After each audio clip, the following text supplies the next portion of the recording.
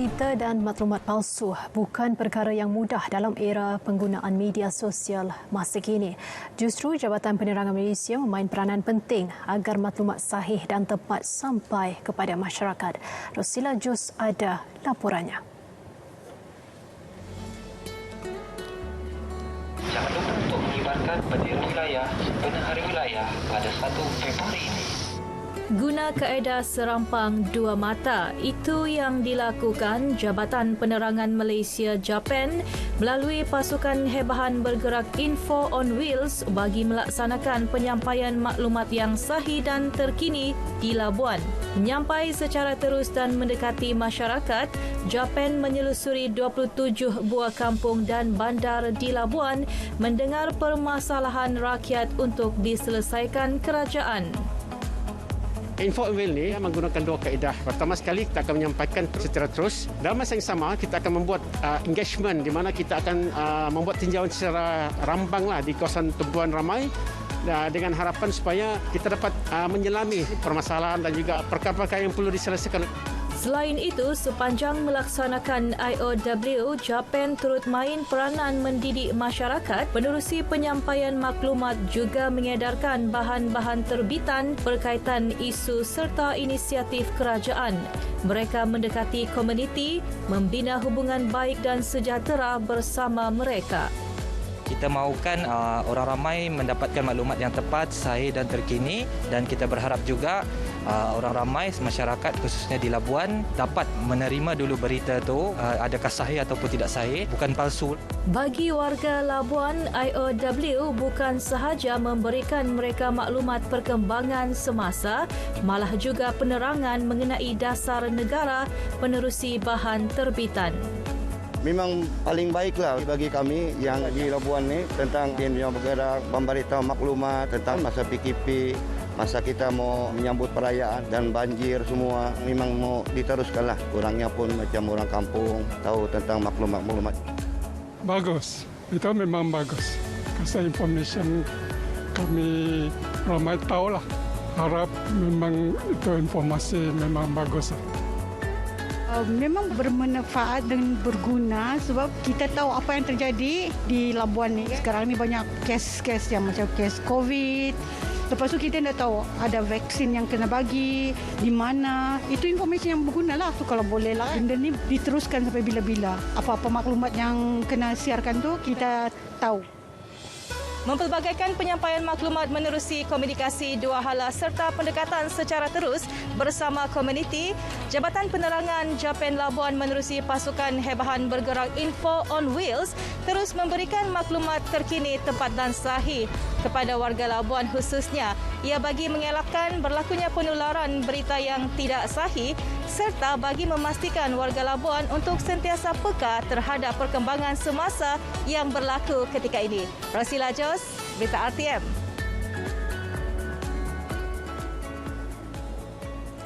Perkembangan dari negeri di bawah payung. Rakyat Sabah berharap program jualan keluarga Malaysia dapat diteruskan.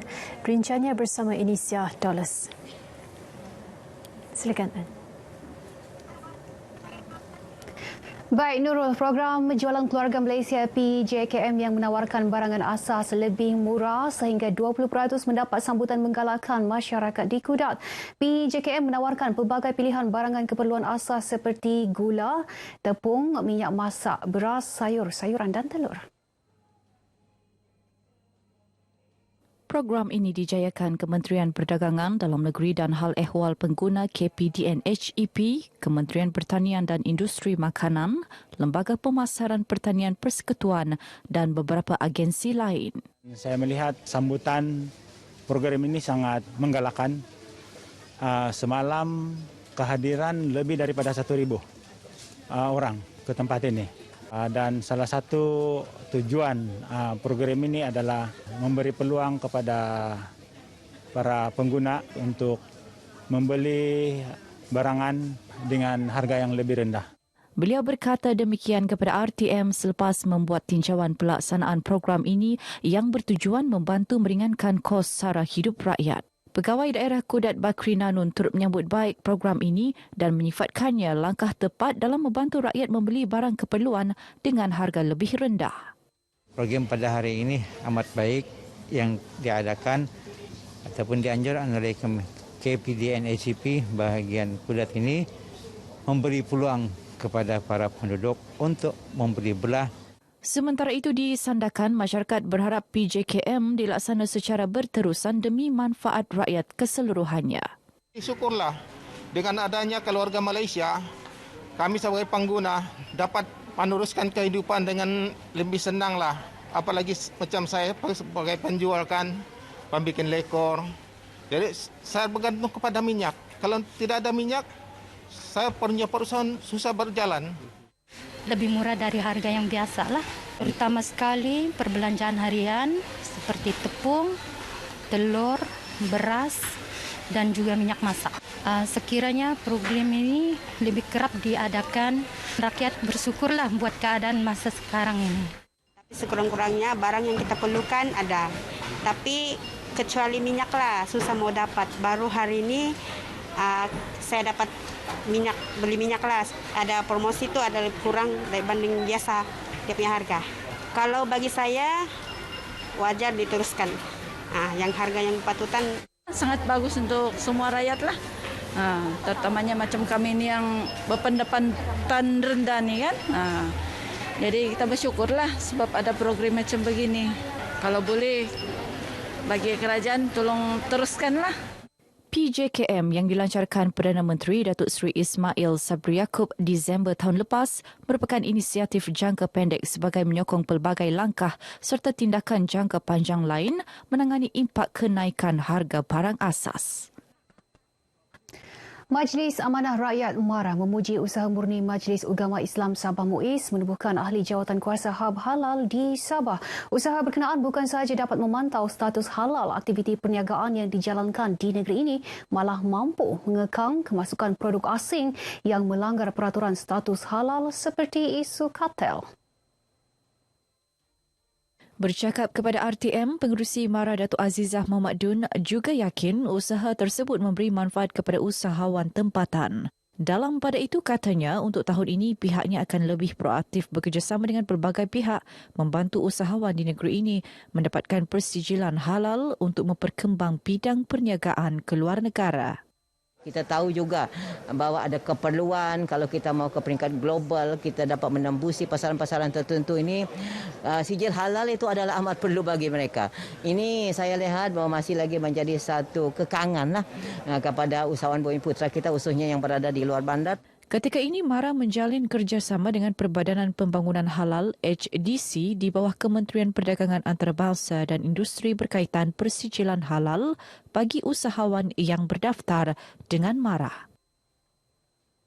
Jabatan Meteorologi meramalkan hujan berterusan dijangka berlaku di beberapa bahagian di pantai barat dan timur Sabah bermula hari ini.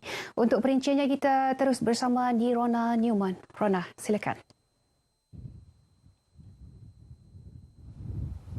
Baik Ann, saya kini berada di Simpang Mengayau Kudat bagi meninjau keadaan cuaca yang diramalkan hujan bermula hari ini. Berdasarkan kenyataan Jabatan Meteorologi Malaysia atau Met Malaysia, hujan berterusan tahap waspada dijangka akan berlaku di beberapa bahagian khususnya di Kudat, Ranau, Telupit, Beluran, Sandakan, Lahadatu, Semporna dan Tawau bermula hari ini sehingga Selasa. Dan dalam tempoh tersebut juga, angin kencang diramal melanda kawasan terlibat sekaligus akan menyebabkan peningkatan kelembapan yang berterusan ataupun yang berpotensi membawa hujan secara berterusan. Met Malaysia juga mengeluarkan amaran angin kencang kategori 2 dengan tiupan angin antara 50 dan 60 km sejam dan ombak antara 3.5 dan 4 meter di bahagian pantai timur Sabah, manakala amaran kategori 1 dengan tiupan angin antara 40 dan 50 km sejam dengan ombak setinggi 2.5 meter hingga 3.5 meter dijangka berlaku di perairan pantai barat negeri ini. Keadaan angin kencang dan laut bergelora ini akan berterusan sehingga Khamis. Baik, saya kira itu sahaja laporan yang dapat kami kongsikan. Kembali bersama Ann di studio. Silakan. Ya, terima kasih Nirona dengan laporannya. Sementara itu, Pengarah Pejabat Meteorologi Sabah Amir Zudi Hashim menasihati masyarakat agar sentiasa peka dengan amaran cuaca semasa yang dikeluarkan Met Malaysia. Secara umumnya, episod hujan lebat berterusan dan kejadian ribut petir disertai hujan yang lebat berpotensi mengakibatkan banjir atau banjir kilat di kawasan tanah rendah dan kawasan berhampiran tebing-tebing sungai yang melimpah. Selain itu, kesan tiupan angin timur laut yang kencang sepanjang tembok tersebut boleh mengakibatkan kejadian angin kencang dan laut bergelora bagi perairan negeri Sabah amnya. Amir Zudi menyatakan demikian ketika dihubungi RTM di Kota Kinabalu. Awal bulan ini, Met Malaysia turut mengeluarkan amaran cuaca serupa yang mengakibatkan 6 daerah dilanda banjir besar. Hampir 4,000 penduduk terjejas dengan 31 pusat pemindahan sementara dibuka di Kota Marudu, Pitas, Telupit, Beluran, Sandakan dan daerah kecil Paitan. 13 kejadian tanah runtuh turut dilaporkan di 7 daerah melibatkan Kinabatangan 4 kawasan, Ranau 3, Sandakan 2 dan masing-masing 1 kawasan di Pitas, Beluran, Tambunan dan Kota Marudu. Baik, sekian paparan dari negeri di bawah Bayu. Terus mengikuti berita wilayah dengan pelbagai perkembangan semasa. Kembali bersama Nurul. Nurul, silakan. Terima kasih atas perincian itu.